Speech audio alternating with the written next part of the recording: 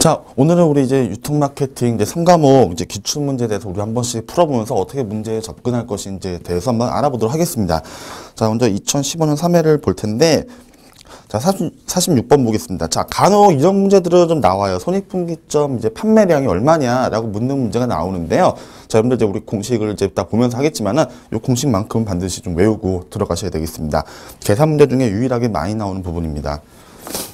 자, 보면 어떤 제품의 개당 판매 가격이 100원이라고 했어요. 자, 100원이라고 해놓고 여기에 따른 고정비는 200원, 그리고 변동비가 60원이라는 이제 힌트가 나왔어요. 이때 변동비가 이제 60원에서 80원으로 올랐다고 합니다. 자, 20원의 차이가 발생을 하는데 이때 손익분기점의 판매량을 순서대로 올바르게 나타낸 것은 하고 나와 있어요. 한번 볼게요.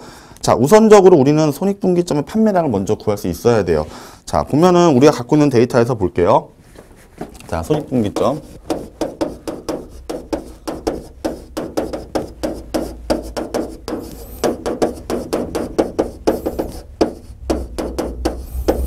판매량을 보면은, 자, 먼저 지금 우리 갖고 있는 건 단위당이라는 말이 붙게 됩니다. 제품의 단위당. 자, 해서 한번 보면은, 자, 먼저 공식을 보면은, 자, 여기서 지금 나와 있는 건 개당 판매 가격이 100원이라고 했어요. 자, 그럼 단위당 우린 판매 가격이란 걸 알 수가 있어요. 무조건 이 공식을 여러분들 머릿속에 집어넣으셔야 됩니다. 자, 분모에서 판매 가격에서 이제 우리가 팔고자 하는 제품 값에서 어떻게 돼요? 항상 이제 변할 수 있는 이제 변동비, 그렇죠? 단위당 변동비가 분모를 차지하게 됩니다. 비분해. 자, 그리고 얼마예요? 갖고 있는 힌트 중에서 고정비라는 게 있다고 했죠? 자, 고정비가 이제 분모로 올라갑니다. 고정비. 자, 구하는 공식이 상당히 간단해요. 자, 그러면 한번 볼게요. 여기에 대해서 적용을 시키면 단위당 판매 가격이 우리가 얼마라고 했죠? 자, 보면 첫 번째 줄에 100원이라고 했어요. 그렇죠? 자, 100에서 자, 단위당 변동비라고 했어요. 자, 단위당 변동비가 기본적으로 나와 있는 게 얼마예요? 60이에요. 60원이죠. 분해. 자, 이제 고정비. 자, 고정비를 보면 우리가 어떻게 알 수 있느냐? 어떤 개당 판매가 100, 그다음에 200, 60, 그다음에 80원이라고 했습니다. 자, 요럴 때 보면 우리가 알 수 있는 부분이 뭐가 있습니까? 여기서 이제 모든 값을 이제 다 곱해줘야 됩니다. 자, 이때 보면은 고정비에서는 우리가 이제 200이라는 걸 알 수가 있어요. 자, 판매가하고 고정비를 이제 우리가 곱해줘야 돼요. 그렇죠? 자, 곱해주고 또 거기에 있어서 나머지 부분들 뺀 차익이 있다. 그렇죠? 변동비가 얼마예요? 80. 거기가 80원 올랐고, 그 다음에 기존에 있던 게 60이에요. 그렇죠? 그 차익에 대해서 곱을 해주게 되면은 200이라는 걸 알 수가 있습니다. 자, 해서 계산을 해서 나눠보게 되면 어떻습니까? 자, 100에서 60 빼면 40이죠. 자, 40분의 200이라고 씁니다. 그래서 나누면 그 나눈 값은 얼마다? 우리 이제 5만이라는 걸 알 수가 있어요. 자, 첫 번째는 우리가 5만 개라는 걸 알 수가 있는데, 이때 중요한 거는 이제 그 다음 두 번째 줄입니다. 제품의 변동비가 80원으로 올랐어요. 자, 분명히 올랐습니다. 그렇게 되면 우리가 다시 한번 계산을 해야 돼요. 판매량을 보면은, 자, 보면은, 자, 첫 번째 있었을 때 개당 판매 가격이 100원이라고 했습니다. 100원이라고 했죠.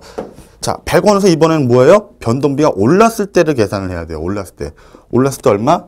80이죠. 그리고 분자는 어떻게 돼요? 위하고 똑같습니다. 판매가, 그리고 고정비, 변동비. 이런 변동비가 올랐을 때와 내렸을 때 원래 있었던 차익 있죠.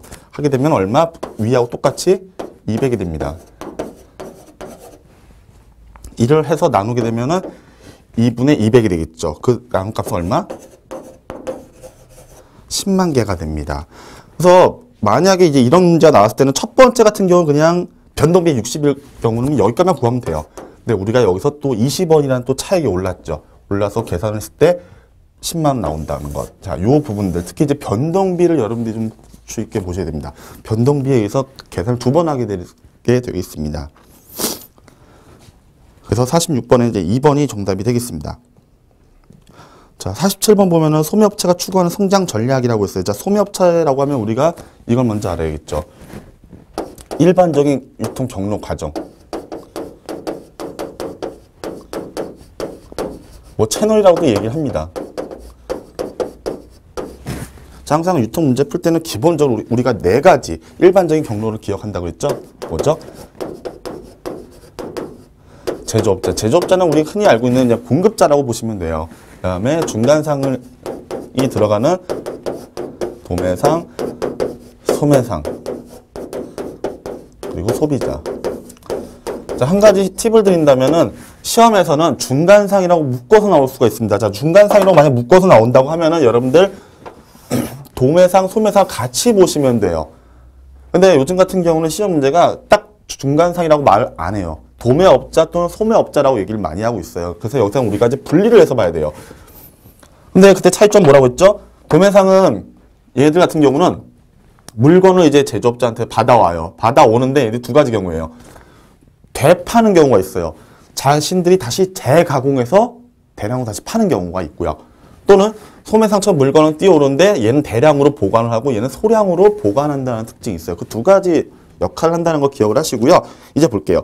가장 옳지 않은 것 하고 나왔는데, 자, 현재 소매업체를 사용해서 기존의 고객을 직접 공략하는 것을 시장 침투 전략이라고 한다. 자, 소매업체를 사용한다 해서 기존의 고객을 직접적으로 공략한다. 시장 침투. 자, 시장에 침투한다는 건 뭐예요? 서서히, 즉 이 소매업체가 어때요? 가장 소비자하고 면대면으로 붙어있는 사람들이에요. 실질적으로 직접 물건 파는 사람들입니다. 그렇죠? 그럼 당연히 얘들이 시장 침투를 해야 돼요. 근데 이제 시장 침투함에 있어서 이제 물론 가격을 설정하겠죠. 처음부터 고가로 나올 것이냐 아니면 저가로 해서 서서히 알린 다음에 가격을 올릴 것인가 라는 문제를 보게 됩니다. 그래서 47번에 시장 침투 전략은 맞습니다. 그 다음에 2번 현재 소매업체를 활용해서 새로운 시장을 공략하는 것을 시장 확장. 자, 현재 우리가 갖고 있는 소매업체가 있어요. 현재 진행 중인 게 있어요. 근데 이것을 기존의 시장 말고 새로운 시장으로 다시 들어가는 게 있어요. 우리 엔서프의 시장 전략 같은 거 기억나시죠? 그래서 여러 가지 방법이 있는데 이것은 뭐예요? 기존에 있는 시장에서 어때요? 다른 시장으로 더 어때요? 확장되는 거죠. 다른 시장으로 다시 올라가는 거죠. 그러니까 우리는 시장 확장 전략이다라고 볼 수가 있고요. 표적 시장의 고객 중에서 우리 점포에서 쇼핑하지 않는 고객을 유인한 것을 소매 유인 전략이다라고 한다. 자, 이것은 표적 시장의 고객 중 우리가 목표로 한 고객이 있어요. 이때 우리 점포에서 쇼핑하지 않는 것을 유인한다. 우리 쪽으로 유인한다고 해서 소매 유인이라고 볼 수가 없어요. 역시 그것도 뭐예요? 시장 침투가 맞습니다. 다시 들어오게끔 만드는 거예요. 그것을 얘기하고 있고요. 일단 답은 3번이죠. 그 다음에 4번 동일한 표적 시장의 고객에게 새로운 업태를 제공한 것은 소매업태 개발. 자, 우리가 동일한 표적 시장이 있어요. 여러 가지 동일한 표적 시장 고객들한테 새로운 것을 알려주는 겁니다. 그렇죠? 그럼 우리의 현재 소매업태를 어떻게 돼요? 좀 더 디벨롭 시킨다고 하죠. 개발시킨다고 볼 수 있어요. 그 4번은 맞고요. 현재 공략하고 있지 않은 세분 시장에 대해서 새로운 소매업체를 제공하는 것을 다각화. 현재 우리가 들어가 있지 않아요. 들어가 있지 않은 시장에 대해서 새로운 것을 제공하는 거예요. 그러니까 우리가 뭐예요? 기존에 했던 방식에서 여러 가지 방식으로 나가는 거죠. 다각화시킨다라고 할 수 있죠. 그래서 맞습니다. 그래서 47번에 3번이 정답입니다. 자, 가장 옳지 않은 것을 골라야 됩니다. 또는 옳지 않은 것은 해도 그 중에서 가장 우리가 옳지 않은 걸 골라낼 줄 알아야 돼요. 주로 여기에 함정들이 많으니까 이 부분들 좀 유심히 보셔야 되겠습니다. 자, 다음 보면은 고객의 서비스 지각에 영향을 미치는 요인의 하나. 이때 고객의 접근성과 관련된 항목으로. 자, 고객의 접근성이에요. 자, 그러면 우린 보면은 하나씩 볼게요. 자, 1번 웹사이트의 다운로드 속도라고 되어 있습니다. 자, 고객이 내가 서비스를 느끼는 거예요. 그렇죠. 제조업자가 주는 것에 대해서 느끼는 거야. 근데 고객이 접근하는 거예요. 자, 이때 보면은 웹사이트에 우리가 고객이 어때요? 웹사이트에 들어간다라는 의미가 되겠죠. 그렇죠. 들어간다는 의미가 되겠죠. 자, 1번은 맞죠. 또는 대기회사에서 신속한 업무 처리. 자, 고객이 접근을 해요. 뭔가 이제 AS를 받거나 클레임을 걸어요. 그때 우리 고객들이 들어가는 거죠. 그 대기선이라는 어떤 선에 있어서 라인에 있어서 기다리잖아요. 그렇죠. 서비스를 받기 위해서. 자, 2번도 맞아요. 그 편리한 영업시간. 자, 예를 들면 슈퍼마켓 같은 경우는 12시 정도에 문을 닫는다고 봤을 때 편의점 같은 경우는 어때요? 24시간 정도 근무한다는 게 기본적인 내용입니다. 그렇죠? 언제 어디서든지 고객들이 편하게 서비스를 받기 위해서 들어갈 수 있는, 즉 접근할 수 있는 걸 얘기하기 때문에 3번도 맞아요. 또 주문 상태에 대한 정보를 제공. 자, 내가 분명히 어떠한 주문을 했어요. 인터넷이든 한번 오프라인이든 간에. 자, 했을 때 우리가 그 정보를 알기 위해서 우리가 그 사이트에 들어가든지 또는 그 가게에 가서 물어봐야 돼요. 맞죠? 그러니까 결국 내가 얼만큼 거기에 들어가서 편리하게 서비스, 정보라는 서비스를 이용할 수 있느냐를 보는 거죠. 4번도 맞아요. 근데 판매원의 용모는 사실 여기 서비스를 받는 거하고 거기 느끼는 어떤 접근성, 문제에서 말하는 게 뭐야? 접근성이에요. 접근성에 전혀 해당 사항이 없어요. 만약에 예를 들어서 서비스에 대해서 느끼는 어떠한 사람들의 어떤 감정이라면 가능할 수 있겠지만은 문제 하단에 보면은 고객의 접근성에 관련된 항목으로는 보기가 가장 어렵습니다. 그래서 48번은 5번이 정답입니다. 자, 시장 침투 가격 전략에 대한 설명으로 가장 옳지 않은 거, 역시 또 가장 옳지 않은 걸 고르는데 볼게요. 규모는 작지만 수익성이 높은 세분 시장에서 최대한의 수익을 올리기 위한 전략이다. 규모가 작아요. 근데 수익성이 높은 세분 시장이라고 했어요. 자, 이거 같은 경우는 우리가 봤을 때는 자, 짧은 시간 안에 규모는 분명히 작아요. 근데 수익성이 높은 세분 시장. 한번 팔았을 때 엄청난 이익을 남기겠죠. 그럼 우리 소비재 분류에서 전문품이나 선매품에 해당이 된다는 얘기다라고 볼 수가 있는데 이런 것 같은 경우는 우리가 볼 수가 없어요. 시장 침투로 볼 수 없어요. 전략적으로 들어가는 거기 때문에 이런 같은 경우는 이제 주로 시장의 초기에 해서 많은 수익을 뽑을 수 있는 부분들, 뭐 시장을 이제 천천히 조그만 가격으로 들어가서 크게 얻게 되는 그런 부분들하고 얘기가 연결되기 때문에 49번에는 1번이 일단 틀려요. 그리고 가격에 민감해서 저가격이 높은 시장 성장을 발생시키는 시장이 유효하다. 자, 가격에 매우 민감하다. 아, 그럼 이 사람들은 아무래도 금전적인 부분에 있어서 조금 문제가 되는 사람들입니다. 그렇죠? 이때 저가격이 더 높은 시장 성장을 발생시키게 된다라고 해서 유효한 전략이다라고 볼 수 있습니다. 시장에 전략적으로 들어가는 거예요, 얘들은. 처음부터 초기 국가로 들어가는 게 아니에요. 판매량이 올라갈수록 단위당 생산 원가와 유통 비용이 하락하는 제품에 적용이 가능하다. 자, 판매가 증가할수록 제품 단위당 원가가 있겠죠. 그렇죠? 그 원가와 그 어떤 중간에 유통 비용들이 하락하게 되는. 자, 아무래도 많이 팔리게 되면 어떻게 돼요? 제품을 많이 찍게 됩니다. 대량으로 찍죠. 대량으로 찍게 되면 어때요? 제품 단위당 원가가 낮아지겠죠. 즉 규모의 경제가 나타난다라고 볼 수가 있어요. 맞죠? 시장 침투 가격을 선택한 기업이 저가격 포지션을 계속 유지할 수 있어야 성공 가능한 전략이다. 자, 시장에 침투한다는 건 뭐예요? 전략적으로 들어간다는 거예요. 그렇기 때문에 우리는 여기서 소비자들의 마음속, 즉 포지션이 나왔죠. 소비자들의 마음속에 자사의 상표를 자리시키는, 즉 위치시키는 것을 얘기하기 때문에 자, 아무래도 어때요? 처음부터는 이들한테 아, 이 제품은 질도 좋지만 가격도 저렴하다라는 인식을 심어줄 수 있어야지 시장에서 버틸 수가 있게 되는 하나의 원동력이 될 수 있습니다. 맞죠? 자, 5번. 단기간에 많은 수의 구매자들을 신속하게 끌어들인다. 자, 맞습니다. 뭐 다시 정리를 하면은 초기 고가가 있어요. 그리고 이제 시장 침투가 있어요. 자, 이들 같은 경우는요, 스킴이라고 말씀드렸잖아요. 그래서 얘들은 초반에, 초창기에 고가로 시장에 진입합니다. 그래서 우리 제품 아무나 못 산다. 한마디로 능력 있는 사람 사봐라 이거예요. 핸드폰 처음 나왔을 때 전에 예를 들었지만 100만 원 넘었습니다. 그래서 아, 우리 제품은 아무나 못 사는 제품이다. 대신 능력 있으면 사라 라고 하는 거예요. 그만큼 우리는 제품에 대한 브랜드에 대해서 자신감이 있다는 얘기죠. 그래서 가는 경우가 있고요. 아니면 아예 전략적으로 접근합니다. 즉 조금 경제적인 부분들이 조금 약하거나 또는 중산층들을 대상으로 해서 처음에는 저렴하게 들어가요. 저렴하게 들어가서 일단은 알려야 되는 게 목적이야, 이들은.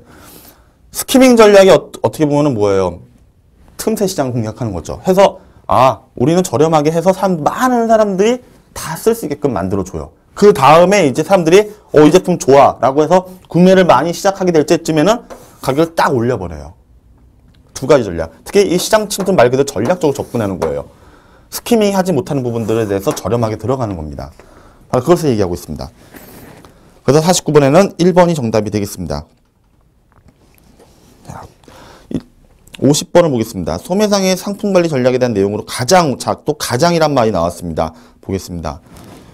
상품 전략은 고객의 욕구를 파악한다. 아무래도 니즈를 파악을 해야겠죠. 무엇을 사람들이 사고 싶은지를 알아야 되니까.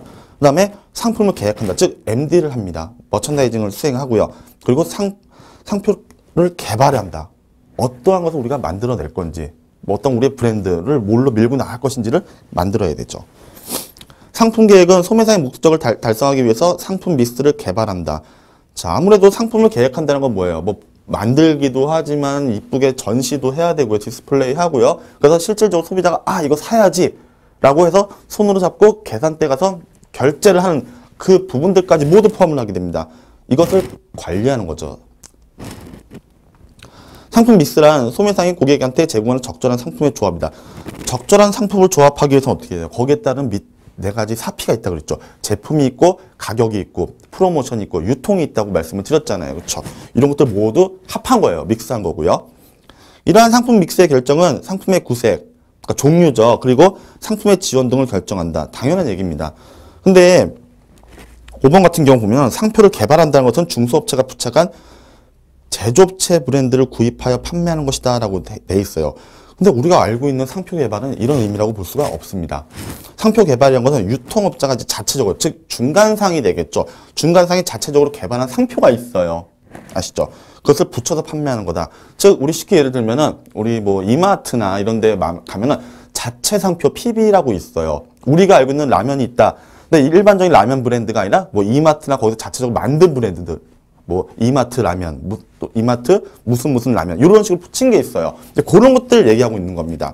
그래서 5번 같은 경우는 여기서 말이 맞지가 않습니다. 중소업체라기보다는 유통업체라고 우리는 봐야 되는 거죠. 그렇죠? 자, 이제 51번 보겠습니다. 저마진 고회전율 그리고 최소한의 서비스를 제공하는 것이 특징인 소매상에 대한 설명으로 가장 옳지 않은 것은 하고 나와 있습니다. 자, 먼저 우린 소매상의 개념을 먼저 알아야겠죠. 자, 근데 여기서 말하는 건 저마진이라고 했어요. 그럼 남는 게 별로 없는 거예요. 팔아도. 그리고 고회전율. 자, 그러면 우리 놓고 봤을 때는 아무래도 그 소비재 제품 중에 이제 세 가지가 있잖아요. 일반적으로 뭐 전문품이 있고 선매품이 있고 편의품이 있는데 우리는 편의품이라는 걸 알 수가 있어요. 회전율은 상당히 빨라요. 많이 팔려요. 짧은 시간 내에. 또 하지만 팔았을 때 마진이 많이 남지를 못해요. 그렇죠? 자, 여기에 대한 설명을 가장 옳지 않은 것은 하고 나왔는데 1번 운영의 효율성을 높인다. 저렴한 가격으로 고객한테 상품을 공급할 수 있다. 맞죠? 계속 돌리는 거예요, 물건을. 예를 들면 뭐 이마트나 또는 코스트코나 그 슈퍼마켓 같은 데 있죠. 편의점이나 이런 데 가서 효율을 높이는 거예요. 많이 팔고 회전을 많이 시키는 거예요. 대신 많이 남지 못하지만 최대한 빨리 많이 파는 게 목적이거든요. 그래서 저렴한 가격으로 간다는 건 뭐 당연하죠. 편의품에서 당연히 상품을 공급하고요. 서비스를 최소한으로 낮춘다. 대신 소비자들은 낮은 가격에 상품을 구매할 수 있다. 누차 말씀을 드리지만 우리가 일반적으로 알고 있는 이마트 같은 경우 어때요? 거기는 사람들이 없어요. 캐셔 외에는 거의 없습니다. 내가 직접 물건을 가지고 꺼내와서 계산대에 놓는, 즉 셀프 서비스의 개념으로 보셔야 됩니다. 그렇기 때문에 대신 사람들을 쓰지 않고 내가 직접 하는 대신 어때요? 가격이 떨어지죠. 그래서 그 떨어진 가격만큼 이제 서비스로 돌려드린다라는 의미로 보셔야 됩니다. 그래서 2번도 맞습니다. 다양한 범주의 상품을 취급하고 있다. 가격이 낮기 때문에 회전율이 높다. 그렇죠.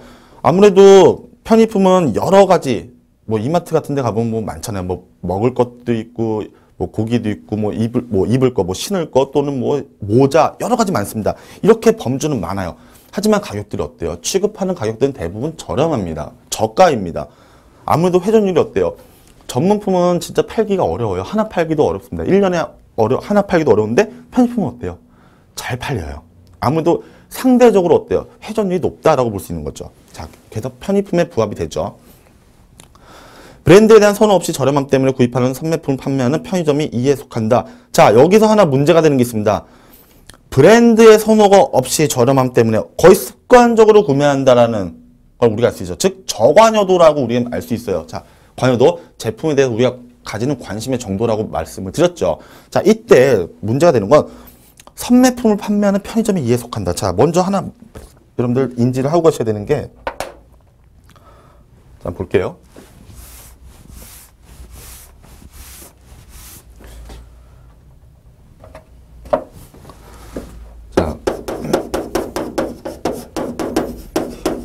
지금 문제에서 요구하는 건 편의품에 대한 내용이에요. 그렇죠? 그 다음에 선매품. 개념만 알면은 편한데 이런 거에 속지 말라고 말씀을 드리겠습니다. 자, 시험 문제에서는 이런 부분들이 말이 되는데 선매품을 판매하는 편의점이다라고 했어요. 자, 일반적으로 보면은 우리는 이제 늘상 우리가 편하게 아무 데서나 시간과 공간에 구애받지 않고 아무 때나 편하게 구입할 수 있어요. 주로 저가의 제품들입니다.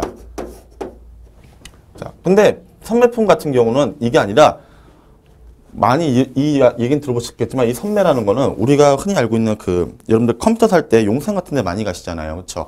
거기 가갖고 뭘 해요? 가격과 품질과 디자인 등을 어떻게 한다? 비교 검토해서 구매한 제품들입니다. 자, 아무래도 어때요? 편의품하고는 개념이 다릅니다. 그렇죠? 가격도 그렇다고 편의품처럼 껌값이나 그렇게 낮지가 않아요. 우리가 알고 있는 일반적인 승용차 또는 오디오, 여러분들 컴퓨터, 뭐 노트북 이 정도 수준의 제품들을 보통 얘기하고 있습니다. 전문품 같은 경우 어때요? 얘네들은 시간과 노력을 엄청 들입니다. 노력이 최상입니다. 이 중에서. 그리고 최고가를 달리고 있어요. 그래서 여러분들 하나 기억을 하시는 게 바로 얘는요. 중간의 입장을 취하고 있어요. 중간의 입장이지만 주로 얘하고 연관이 많이 됩니다. 단지 뭐냐? 얘는 중간이긴 하지만은 얘는 최고가, 얘는 중고가라고 보통 얘기를 해요.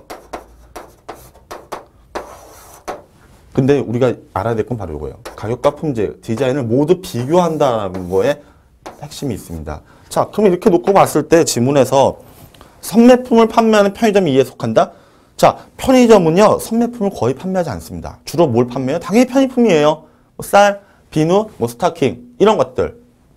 주로 이런 치약 칫솔을 취급하기 때문에 요 자체는 말이 안 됩니다. 그렇죠? 그 선매품을 판매하는 곳에서는요, 셀프 서비스를 하지 않아요. 주로 편의품에서 셀프 서비스를 합니다. 그렇죠? 여러분들 뭐 예를 들면은 뭐 용산에 가서 컴퓨터를 구매하실 때 그냥 볼 수도 있지만 주로 어때요? 점원이 와서 하나씩 다 봐줍니다. 이건 셀프 서비스라고 볼 수가 없는 거죠.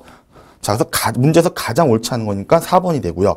이마트나 월마트 그리고 하나로 클럽 같은 경우 다양한 할인점이 여기에 속한다. 주로 편의품을 위주로 많이 진열을 해놓죠. 디스플레이 해놓죠. 맞죠. 51번에 4번이 되겠습니다. 52번. 상품의 판매를 위한 진열 설비 하나로서 점도 및 점포 안의 요소에 설치해서 통행인들의 주의를 끈다. 흥미를 끌고 점포 안으로 유도하는 진열 방식은 무엇이냐라고 되어 있어요. 자, 마루 진열이라는 것은요. 우리가 점포에 마루, 플로어 있죠. 플로어. 거기에 직접적으로 아예 설치를 해요. 의도적으로 하는 것을 얘기를 하고요. 장식장이 이제 바로 여기가 됩니다. 자, 장식장 같은 경우는 점포의 머리 부분이죠. 즉 소비자들 눈에 잘 띄는 부분입니다. 그리고 소비자가 들어갔을 때 동선 안에서 가장 눈에 띄는 부분들에다가 설치를 해요. 일단 눈에 들어오게 만들어요. 그래서 아니면 또 길에 걸어가다가 문 열린 틈새로 보여. 장식장이. 그렇죠. 그런 걸 얘기하는 게 바로 장식장 진열을 얘기하고 있는 거예요. 그래서 52번의 답은 2번이고요. 벽면이라는 것은 우리가 점포에 보면 벽면 같은 게 있어요. 그러면 거기다가 뭘 놓을 수도 있고 설치할 수도 있어요. 그렇죠. 그걸 얘기하고 있고요. 카운터는 우리가 흔히 알고 있는 카운터예요. 대면 판매 방식을 하겠죠. 나중에 결제를 할 때. 그렇죠. 카운터에 있어서 쇼케이스예요. 하나에 보여지는 케이스 부분들. 계산할 때 보면은 그런 것들이 되게 많거든요. 그런 걸 얘기하고 있고요.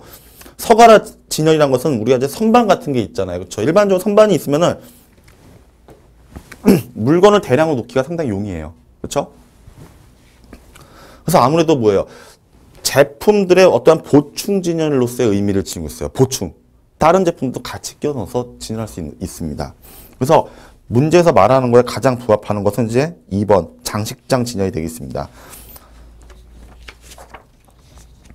자, 53번 상품의 구성에 있어서 상품의 폭에 해당되고, 자, 폭이라고 하면 우리가 뭐라고 생각하라고 말씀을 드렸죠? 폭은 여기서는 우리가 일반적으로 알고 있는 거 똑같아요.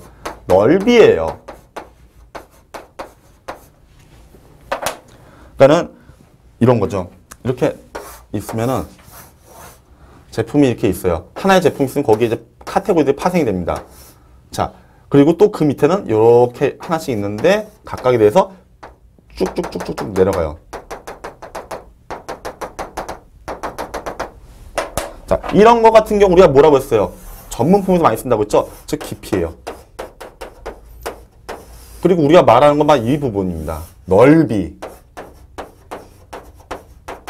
자, 그것을 얘기하는 거예요. 자, 결국 여기서 봤을 때는 어때요? 상품이 상당히 많다, 다양하다, 넓다 라고 우리가 볼 수가 있는 거죠. 그렇죠? 자, 그러면 이제 그렇게 놓고 이제 들어가겠습니다. 자, 브랜드의 다양성, 그리고 디자인의 차별화, 사이즈의 다양성, 스타일의 차별화. 자, 근데 다 그럴듯한데 5번을 보시면요. 폭에 해당되는 게 뭐예요? 상품군의 다양성. 군. 우리 뭐 학교에서 말하는 학부라고도 보통 얘기하잖아요. 그쵸? 뭐 경영학부 하면 뭐 경제학과 들어가고 뭐 무역학과 들어가고 경영학과 들어가듯이 학부라는 개념에 학과들이 들어가는 거예요. 그렇게 보시게 되면은 군이 다양하다. 즉 넓이가 다양하다라고 우리가 결론을 도출할 수가 있습니다.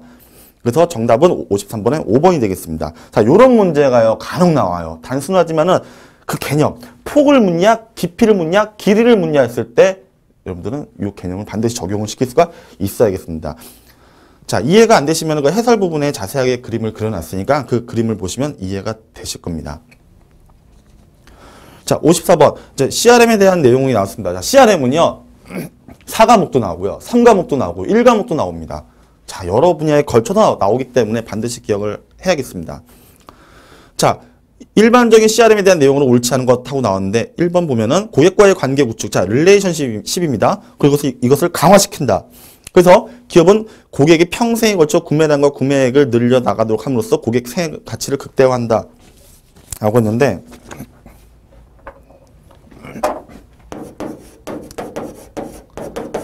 자, 고객 생애 가치라는 게 요거는요, CRM하고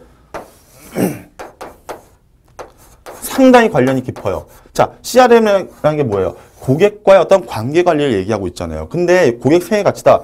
아, 고객의 생애에 있어서 우리가 얼마만큼 가치를 주냐를 얘기하는데, 예를 들면 저거죠. 자, 제가 이제 고객이고요. A라는 회사가 있어요.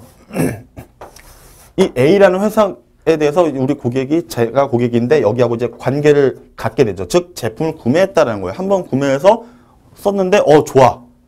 그럼 지속적으로 뭐예요? 저 말고 다른 고객들도 막 많이 쓰겠죠. 뭐 예를 들어 100만 명이 쓴다. 자, 그러면 우리는 어때요? 이 고객과 이 A라는 회사는 어때요? 지속적으로 이 회사가 무너질 때까지 관계를 유지하게 되는 거잖아요. 그렇죠?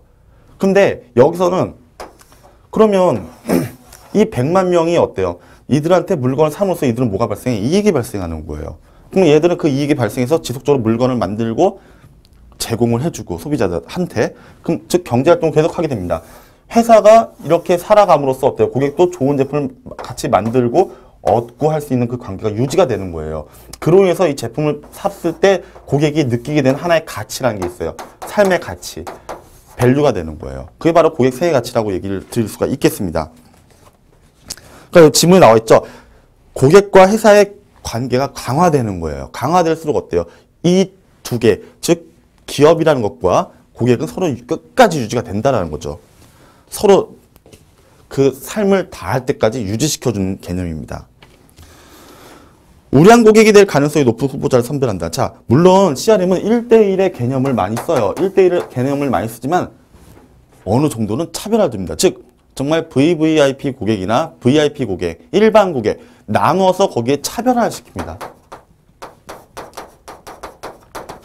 고객하고 1대1 관계를 유지하지만 거기에 따라 상, 중, 하로 나눠서 전략적으로 그에 맞게끔 관계를 유지시키는 전략이에요. 알겠죠? 자, 그냥 무조건 다 똑같이 하지 않습니다. 우량 고객이 있으면 정말 최우량 고객한테 정말 최고의 서비스 제공하는 거예요. 보통 고객한테도 제공하지만 최우량인 경우는 최우선적인 서비스를 먼저 배정을 해요. 그리고 기존에 구매하던 제품과 관련된 다른 제품들의 구매를 유도한다. 자, 맞죠? 기존에 우리 제품을 구매한 고객이 어때요? 자, 고객이 우리가 샀어. 샀는데 괜찮아. 그러면 어때요? 다음 내용들의 제품이 왔을 때 어때요? 이것도 괜찮네? 라는 거예요. 그 또 써보니까 더 괜찮아. 그러다 보니까 어때요? 기업의 입장에서는 CRM을 유지하기 위해서는 당신들이 우리 제품에 대해서 되게 좋았기 때문에 감정이나 감성 또는 기분이 좋았기 때문에 이런 제품 한번 또 써보시면 어떻겠습니까? 라고 물었을 때 고객은 그래 내가 여기 제품 계속 쓰면서 참 좋았어. 그러면 다음 제품도 좋을 거야. 당연히 믿게 돼요. 그리고 구매하게 된다는 거죠. 당연히 구매 유도하기가 상당히 쉽습니다. 오랫동안 거래해온 고객의 거래 내역을 잘 알고 있다. 그렇죠. 지속적으로 같이 살아왔죠. 그래서 거래를 자동화시켜서 고정 거래 비용을 절감시킬 수 있다. 고정적으로 나가는 거래 비용이 있는데 이것을 다 뺄 수가 있다는 거죠. 중간 부풀려진 거품값을 뺄 수 있어. 왜? 이 사람은 내 처음 고객이 아니라 지속적으로 다 꾸준히 나랑 10년간 거래했기 때문에 이 사람에 대해 다 아는 거야.